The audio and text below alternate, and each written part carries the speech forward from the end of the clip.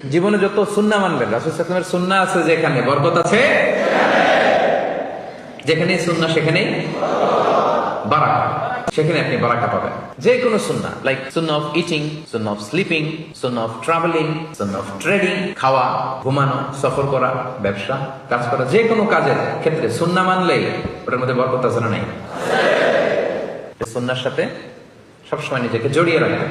যেমন সুন্নাহ of eating, খাওয়ার সময় সুন্নাহ মানলে কি বরকত পাওয়া যায় একটু দেখেন। এক সাহাবী এসে বলে, ইয়া রাসূলুল্লাহ, ইন্না নাআকুলু ওয়ালা নাশবা। হে আল্লাহর রাসূল, আমরা খাই কিন্তু পেট ভরে না। এরকম অনেক সময় হয় না? হয়। কার কার হয় দেখি? খাইলেও পেট ভরে না, দেখি কার কার। সাহস করে দিয়ে একজন হাত তুলেও ফেলছে। ঠিক আছে, সৎ সাহসের জন্য ধন্যবাদ। হতে পারে যারা কাজ করে বেশি, চিন্তা করে বেশি, ক্ষুধা লাগে। নট নেসেসারি যে আপনার অনেক দৌড়াইতে হবে, এক্সারসাইজ করতে হবে না। আপনি ব্রেন স্টর্মিং করলে ক্ষুধা লাগবে। আমি নিজেও ফিল করি, যখন কোনো কিছু নিয়ে খুব ভাবি তখন ক্ষুধা লাগে, এটা হয়। তো সাহাবীরা কি চিন্তা করেন, কি সিম্পলিস্টিক লাইফ লিড করতো। মনে যা আসছে নবীরে বলে ফেলছে, এ রাসূলুল্লাহ, ইন্না নাআকুলু ওয়ালা নাশবা। রাসূল, আমরা খাই কিন্তু পেট ভরে না। পেট ভরে না কেন? তো রাসূল সাল্লাল্লাহু আলাইহি ওয়াসাল্লাম দেখেন কি বলে। রাসূল সাল্লাল্লাহু আলাইহি ওয়াসাল্লাম বললেন, লাআল্লাকুম তাআকুলুনা মুতাফাররিকিন। মনে হয় তোমরা একা একা খাও, একসাথে খাও না। মনে হয় তুমি একা একা খাও, মেবি ইউ ইট অ্যালোন, একসাথে মনে হয় খাও না।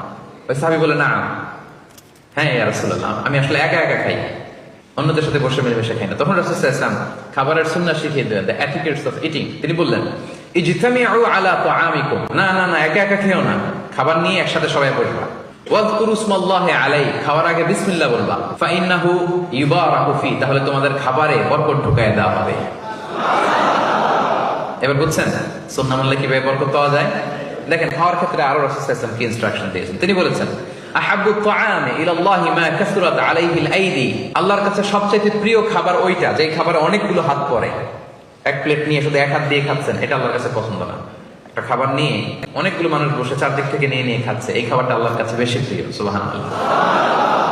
তাহলে একা একা খাবেন না, বাসায় যে স্ত্রীকে নিয়ে খাবেন, ছেলে মেয়েদের নিয়ে খাবেন, বাবা মাকে নিয়ে খাবেন, বন্ধুদের একসাথে খাবেন।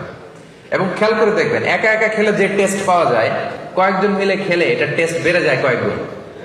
কি বলেন? পারে না? বাড়ে। দেখবেন, খেয়াল করে দেখবেন, তাহলে বেশি বরকত। আবার রাসূল সাল্লাল্লাহু আলাইহি ওয়াসাল্লাম বলেছেন, আরেকটা এটিকেট শুনুন, আল বারাকাতু তানজিলু ওয়াসাতা তাআম, খাবারে বরকত নাজিল হয় একেবারে মিডলে, মাঝখানে।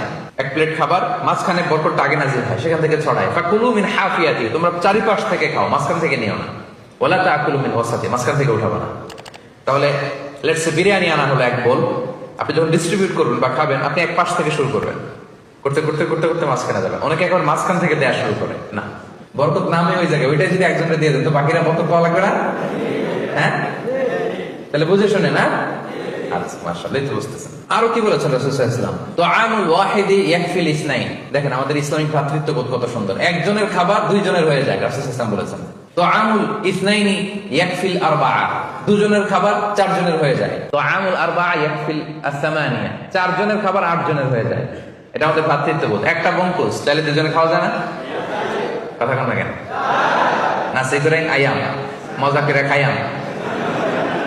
নাসি গোরাইন আয়াম নিয়ে আসছেন আপনি এক বক্স, এটা দুজনে মিলে খেলে হবে না? হবে না?